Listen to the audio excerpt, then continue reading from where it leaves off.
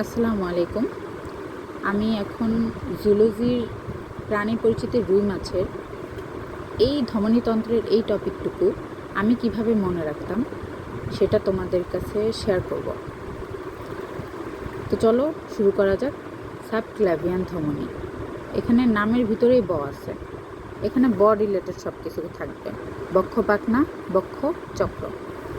সিলিয়াকো mesenteric ধমনী, mesenteric মানেই সব কিছু অন্ত্রে চলে যাবে।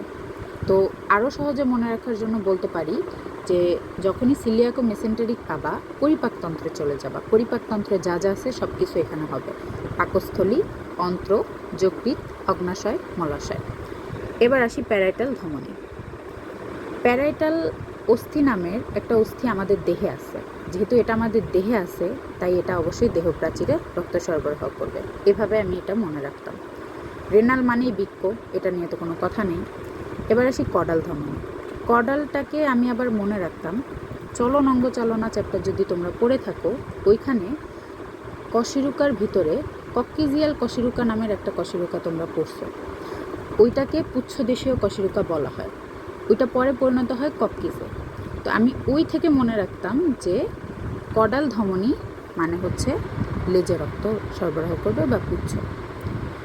আর ইলিয়াক ধমনী মনে রাখা লাগতেছে না, কারণ তুমি সব মনে রাখতেছো। ইলিয়াক ধমনী তোমার এমনি যেটা অপশনে থাকবে সেটাই, মানে তোমার অপরিচিত যেটা থাকবে সেটাই হচ্ছে ইলিয়াক, মানে শ্রোণী পাখনা। তো আশা করি তোমরা বুঝতে পারছো আমি এভাবে এই জিনিসটা খুব সহজে মনে রাখতাম।